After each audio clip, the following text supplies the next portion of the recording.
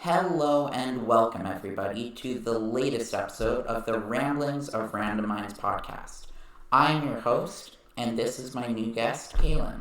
Hello, podcast. Why don't you tell the audience about yourself? Okay. Well, do you want me to talk about just myself or how I met you, or both? Both. Okay. I've lived in Calgary my whole life. I grew up playing competitive soccer. I love sports. I'm in my fourth year at University of Calgary, doing a Bachelor of Community Rehabilitation and Disability Studies.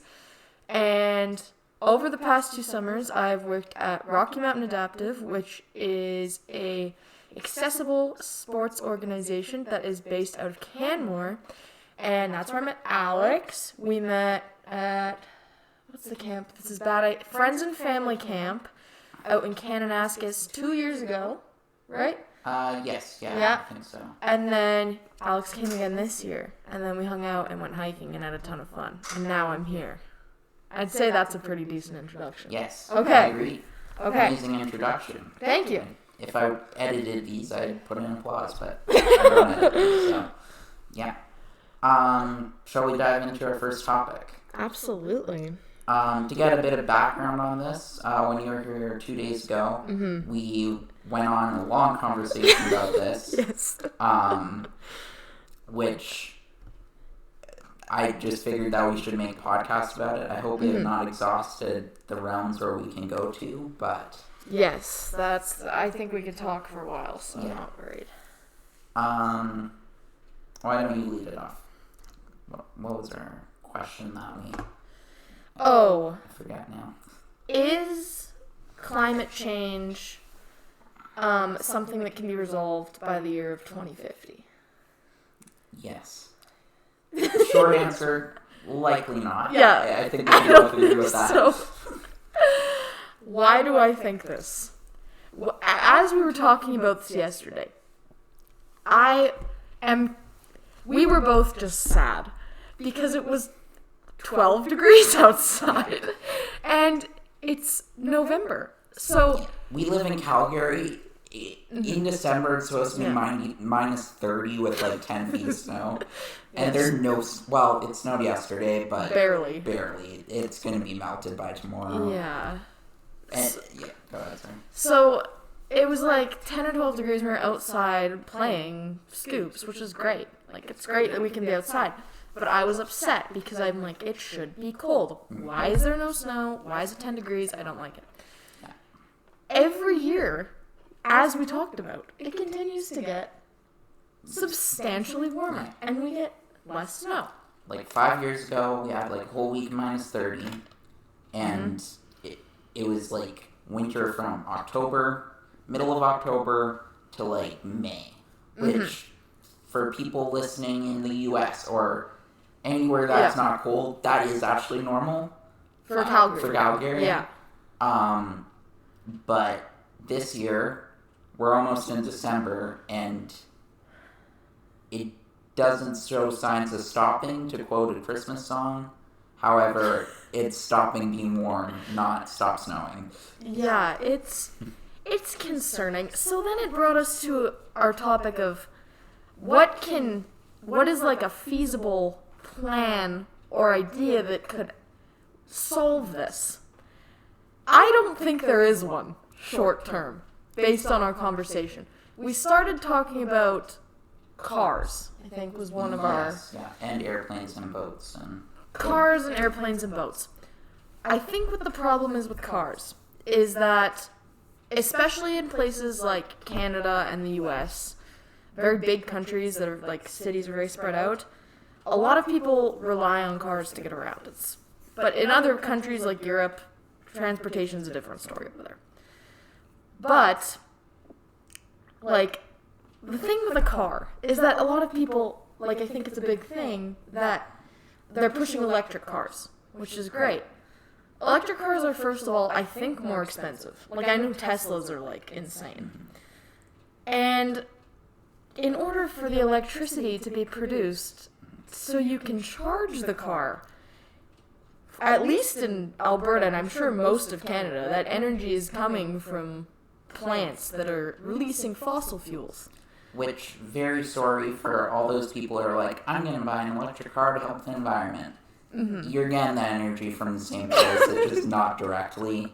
And I suppose you eliminate the truck to bring the fuel from the fuel place to even the then, gas probably station. not much. Like, that's, I don't really think, an option. Unless, obviously, your power's coming from solar panels, which are extremely expensive to install, and have to be manufactured somewhere. And in order to operate the manufacturing plant and the development of the solar panel, that is also most likely releasing fossil fuels. Yes. And the energy that you get out of it, sure, it offsets energy from elsewhere, but it's not enough to live in North America. No. Like, in our very, first world country, electricity is used too much. Mm-hmm. And solar panels, unless you have a full field of them and live on, like, a farm, it's not enough. Yes. And then we talked about airplanes. And I also don't think that air travel or air transit is going to be eliminated and or reduced anytime soon. Because air, what would I call them? Air freight? What's the word I'm looking for? Planes are so heavily relied upon for the global exchange of goods. And, people, if they need to go somewhere or whatever, they're gonna probably take a plane. And even me, it's like, I don't want to fly to Toronto, I'm gonna drive there. Firstly, it would probably cost me the same amount of gas. And secondly, the plane, I feel like it's better to take a plane because at least you can get 30 people to Toronto than take a car that you only get 3 people to Toronto. Exactly, yeah. If everybody on that plane takes a car, that's 10 cars going to Toronto instead of one plane. I don't know the perfect logistics of that. No, but I don't either. It seems like you're releasing more emissions than the plane would itself. Yeah, I don't know exactly the ratio of how much emissions planes create compared to cars. But I have a feeling if you were to take everyone from a plane and truck them in a vehicle, it would probably be somewhat near the same. Yeah. Maybe less. I don't know. And it takes more time, too. So I don't think that planes or, flying is going to, be reduced. Therefore, that's still going to lead to the increase of fuels in the sky, increasing global warming. And our third point was boats, which I probably would say is the most fuel-efficient form of transportation, my guess. Then again, they still do release emissions, I think some of them. And if there's, I think the biggest problem with boats, not goats, with boats is that it may cause an oil spill and damages the ocean, which is arguably worse than damaging the air. Yeah. And the thing about boats, too, is that there's a lot less of them compared to planes and cars. So if you were to, say, have the equivalent amount of boats as planes, I think that would be quickly offset, too. Yes, I would agree with that.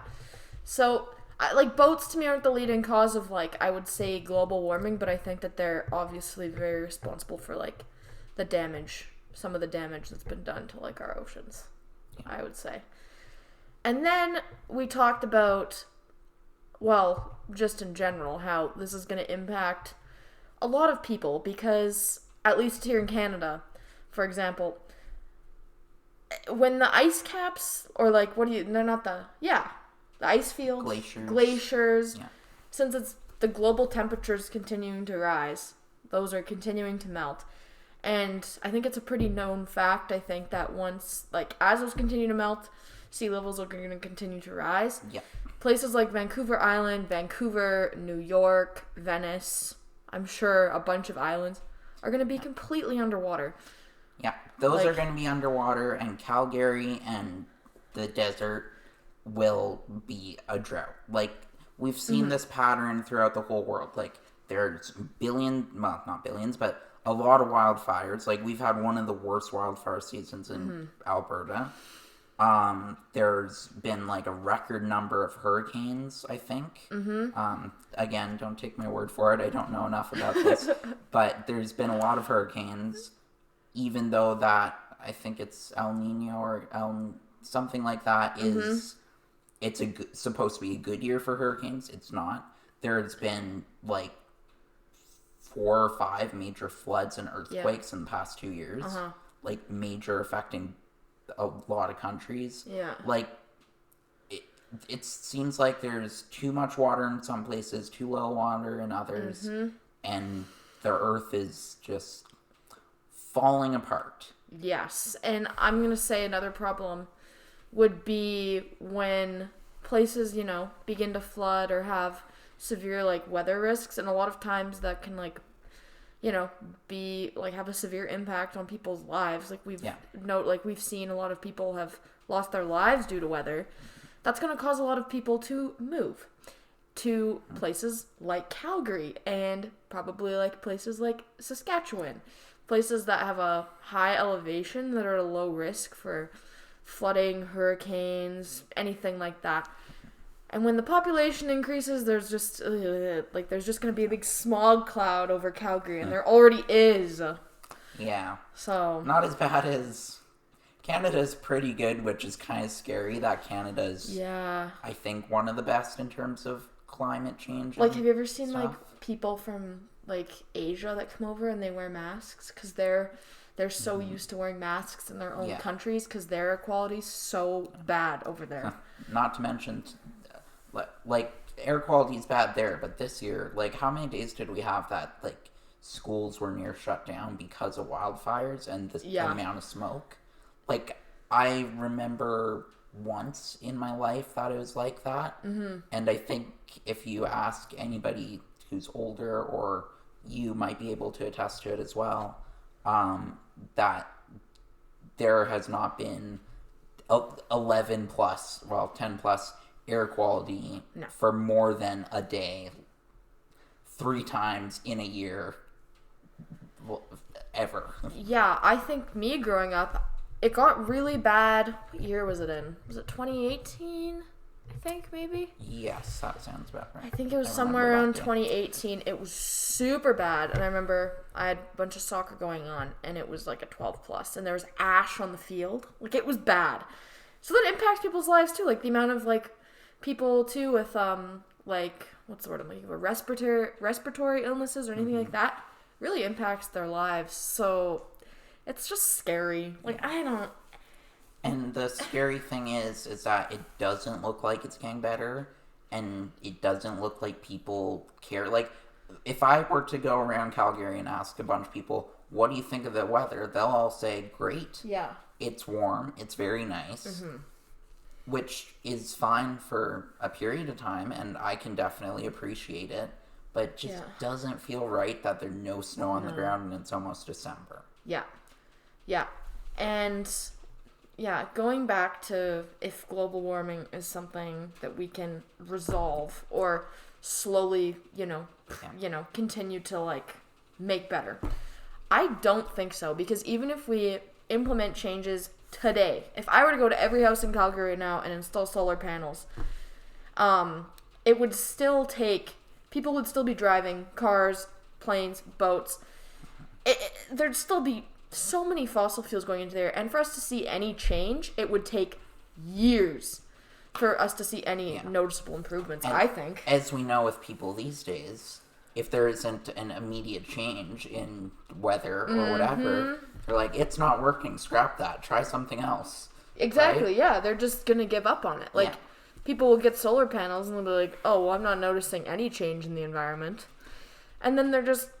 like, they'll just think it's stupid. And then no one else is going to want to get solar panels because of word of mouth, I bet. Like, Well, I feel like that was fairly negative. It was very negative. I wonder how we can flip it in a more positive light. I feel like the reason why we said 2050 is because all these companies, and I think governments and For sure, everybody's trying to be carbon neutral, is it, by 2050 or something along those lines? There's a lot of, I'd say, national and provincial kind of goals and plans that have been made.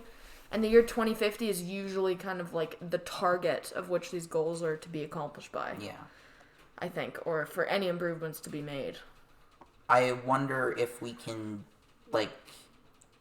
how can we move this forward? Because it doesn't feel like it's... I feel like we are doing some stuff and we are aware of it, and, with the hole in the ozone layer, as a people, as humans, we put our mind to it, we can fix things. Mm-hmm. But generally, it's right at the last minute, which is kind of like me with my homework. Just wait till the last day, do it all on that day. But Me too.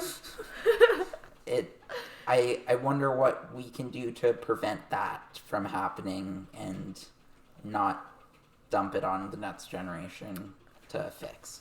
I mean, even if we start implementing changes now, I'm sure we will start seeing some sort of change. Although the global population continues to increase and there is a continuous increasing need for things like cars and electricity and all that stuff, because there's just more people and more demand for it. So that's what I think the problem is, because people are going to start making changes, and yeah, sure, maybe that would have done something, but the population is going to continue to increase, and people are going to use what's the most efficient and practical source for them, I think, which is going to be, things that release fuels. I'm guilty of it. I drive everywhere, but... Who doesn't? Yeah, everyone knows. Yeah. In Calgary, you have to, or you get delayed, hours. Hours. Yeah, hours. I forget what it was, but I looked up, how long it'd take to drive somewhere, and then just for the fun of it, it was 20 minutes to drive, and just for the fun of it, I looked up how long it'd be to walk. 2 hours. Yeah, it's not... 20 minutes to 2 hours. That's... So this morning, I'm trying to save the planet here. I was I'm going to take the train to downtown, because I had to go downtown for something this morning. So I drove to University Station, because that was, kind of the closest to my house. And then took the train down, and it was actually pretty fast to get there. Definitely by the time I drove to university, though, and then got on the train and took the train, it probably... I would say probably take an extra 20, 25 minutes of my time to do that. And then on the way back, there was some problem on the train, so it was delayed 17 minutes. So I had to stand there for 17 minutes, and then I'd take the train, and then I had to drive home. So then it's at this point, people are, I think, rather, driving and, quote-unquote, continuing to ruin the planet, because time is, money for them, And they'd rather have more time than... That's kind of another thing that we could touch on, too, is how people drive. Really, that it just... Do you want to hear a really good story about driving? Sure. I did never tell you this. I think this is 3 weeks ago. I've opened the can of worms. Yeah, you have. This is 3 weeks ago, okay? I was driving here, and I was turning on the 53rd from Crowchild. You know that yield? If you're coming... Yeah. If you're coming from, Cochrane, and then, you're turning on 53rd, and there's that yield sign. I rear-ended someone on my way here. Oh, gosh. So it was not my fault, okay? As it never is. As it never is when you rear-end someone. Okay, whatever. There was a lady in front of me, and I was, looking to see if no cars were coming. No cars were coming, so I'm word. Turn. She starts to move, so I, slowly take my foot off the brake. Check again. Bang. She didn't go, but there was no cars coming. So then we kept driving, and I, pulled over on this little road. And I got out, I'm like, oh my gosh, I'm so sorry. And she's like, it's fine. And then she just got in her car and drove away. There was no damage to any car, by the way. Like, it wasn't a bad rear ending. But if we're going to talk about how people drive, yeah, that was on my way to work here. Fair. Well, that is very interesting. It's good that there's no damage. I'm a good driver, okay? I actually am. But that was like, see, that's when I'm like, okay, rear ending is something that really irks me. Because yes, I do think a lot of times it obviously is the person that hits you. It's their fault. Like, if they're like distracted or whatever. But there are some times when I'm like, I think it's the person in the front's fault. Like, there's clearly no vehicles coming. Like, you've started to move and then you stopped for some reason. Like, and I'm looking to see if traffic's coming. Like, that's when I'm like, I don't know. Fair enough. It's... What's your take on people's driving? I would like to just... Well, I feel that everybody is impatient, and I cannot wait till snow comes and everybody realizes they cannot drive like a maniac without skidding and hitting something, which is always a learning curve every year, even though everybody knows it's coming. Yeah. I just feel that everybody is in a rush to get to what they're doing, and that everybody, like, doesn't care about, like, what I'm doing is more important than everybody else, and I need to get there faster, even if that's getting one car in front, or zipping past you, like, 40 kilometers above the speed limit, and then you're right beside them at the same red light. I think that a big reason for this is because I think, okay, this is something that also really that bothers me in society, punctuality. Like, I am someone, it's instilled in me that I will be on time. If I am late, I will be freaking out. Like, today, I got here at, like, 3:31 and I was freaking out. I drove here in 12 minutes. That is driving like a maniac. It normally takes me over 15 minutes to get here. I got, like... Because I'm in a rush, and I think that a lot of people just don't manage their time properly, so I think a lot of times people are just genuinely in a rush to get somewhere because they're not on time. Yeah. Like, if I'm usually on time or early, and when I plan myself and I plan my day and I'm on time, then I'm gonna drive a lot calmer. Yeah. But so many people these days are late, and it really bothers me. It really makes me mad. I'm like, just be on time. That's fair. That's one of my biggest pet peeves. That's fair. Thank you. Punctuality is definitely something that is valued and is, especially when, like, you're on time and then you're waiting for people, it's very frustrating. And I don't care if it's like a few minutes, whatever, but if it's like 5 hours, then I'm just upset.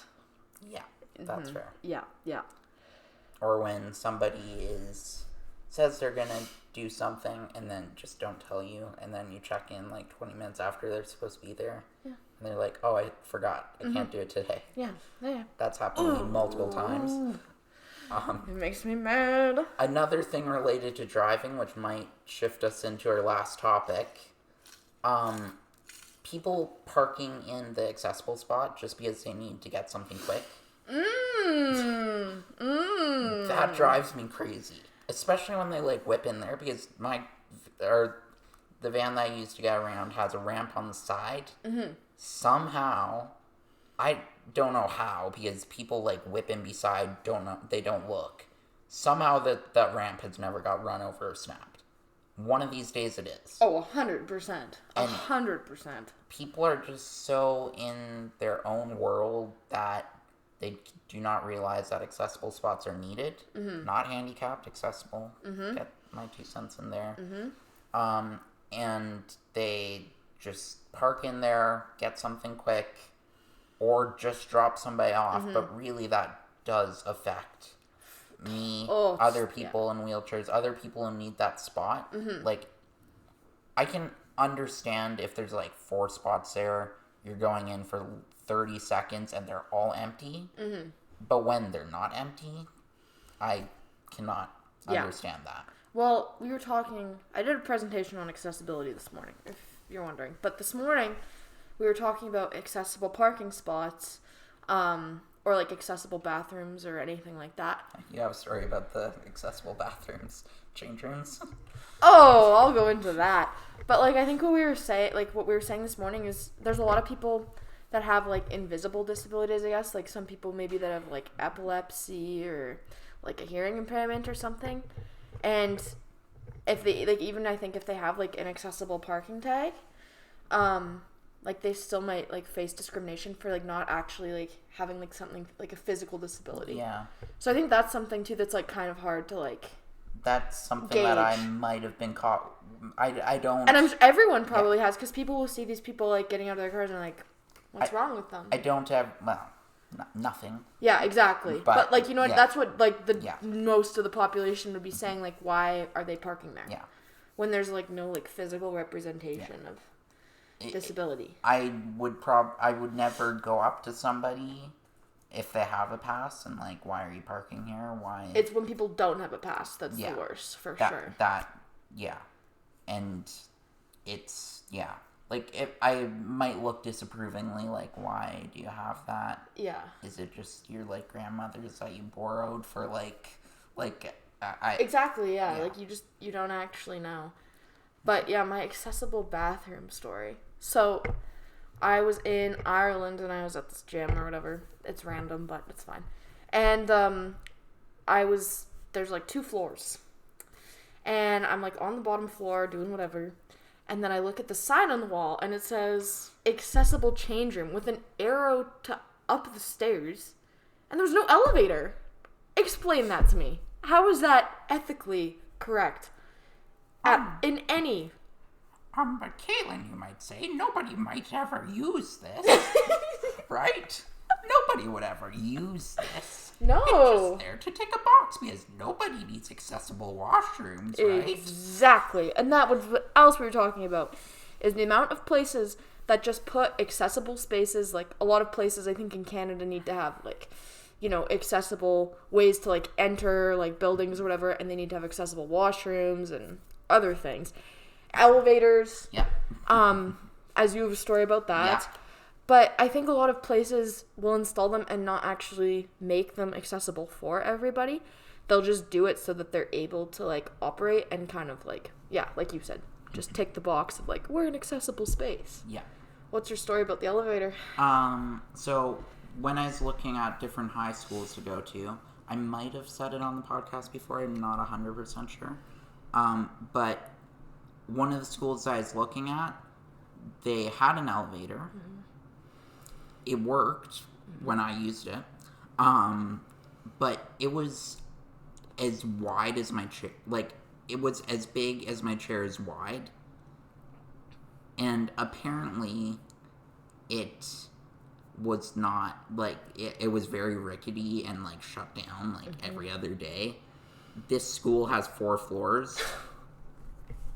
And obviously, like, people need to use it. Like, if somebody breaks their leg or if they're in a wheelchair, then they need to use it. Obviously, nobody there was in a wheelchair because it couldn't be, because this elevator didn't work. But, it's very frustrating when you do it just to tick a box. Yeah. Because I understand old buildings. It does make sense that you might need... It might be more difficult, but that doesn't make an excuse. Yeah. Like, all schools, I would hope, want to be inclusive. Mm-hmm. And that makes it so it isn't. And they should be. And I think that's another big problem now, is that there's so many spaces that, like, years ago just weren't built to be accessible and, like, weren't built to include everyone. So now there's a lot of spaces that have to, like, add, you know, make, like... What's the word? Make changes to their spaces in order to accommodate for everyone, when really they should have been doing that the entire time. Yeah. And I do wonder, because, like, in my school, there's at least 2,000 people in it. And as far as I know, there's only 3 people in wheelchairs, including myself. And that ratio doesn't make sense in my head, because I feel like there should be a lot more people in wheelchairs that would need to go to school. And I just don't see, like, I feel like the lack of accessibility is a barrier which may cause people to resort to homeschooling or things that they do not get out there and show people that they're just as capable as other people. Yeah, well, sorry to cut you off. No worries. Okay, you can finish your sentence. Go ahead. Are you sure? Yeah. 15% of the world has a disability. Like, people, I guess 15% of the population has a disability. And I'm sure it's more than that, because that's probably not even counting for so many invisible disabilities that people have. And yeah, so it's surprising to me that only 3 people in your school have wheelchairs, and I think it's because of, like, the segregation and marginalization a lot of people feel, like, from entering, like, a inclusive space, or, you know, like, you know, and there is public school. Yeah. And there is that prejudice, I find, against, or stereotype, not really prejudice, but stereotype that leads to misconceptions, let's say. That people in wheelchairs cannot, like, I don't know what it would be, but cannot speak or cannot, like, verbalize anything. Yes.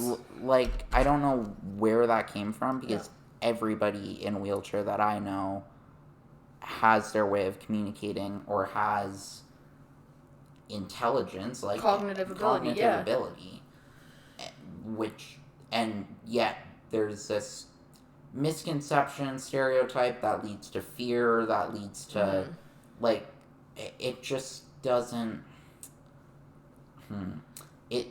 it's not a good stereotype, and I'm trying to break it as much as I can with the people that I meet, but it's the only way to actually break that stereotype, I feel, is to know somebody with a disability.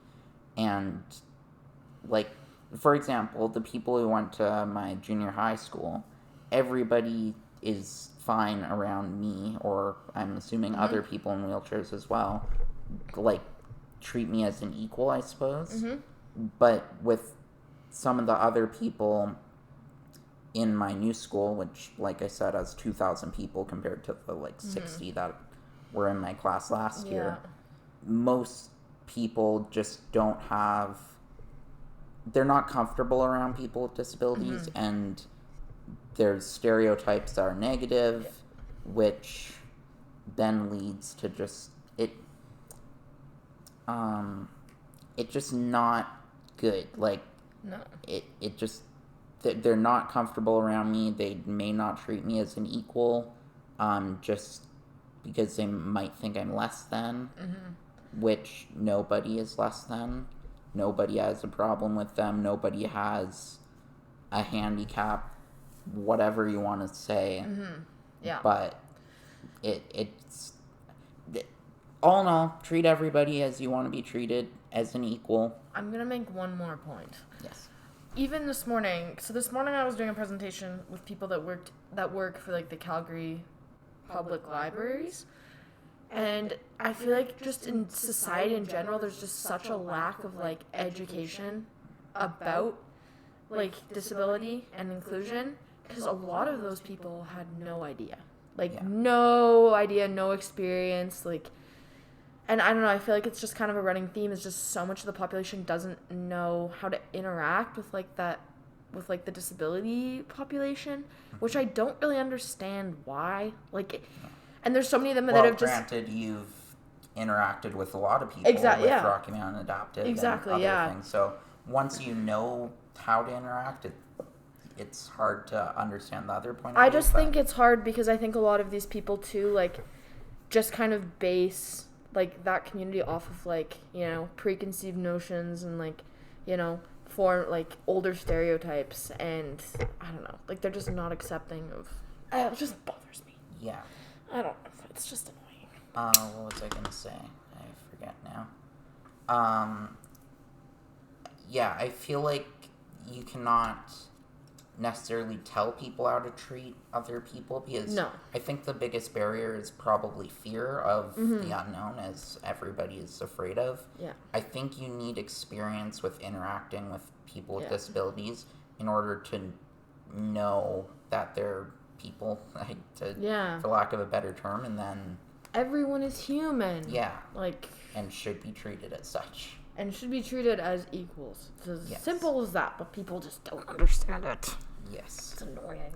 Well, I think that is a great place to end with a very good message. I hope everybody takes in. Yeah, we started with climate change. Yep. We ended off with treat everyone as equals. Yeah.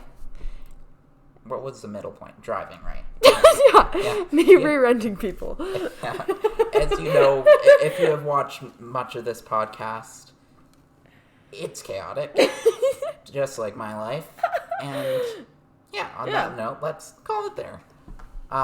Thank you for watching. Hope you enjoyed. And I go into my announcer's voice as I do the outro, as I always do.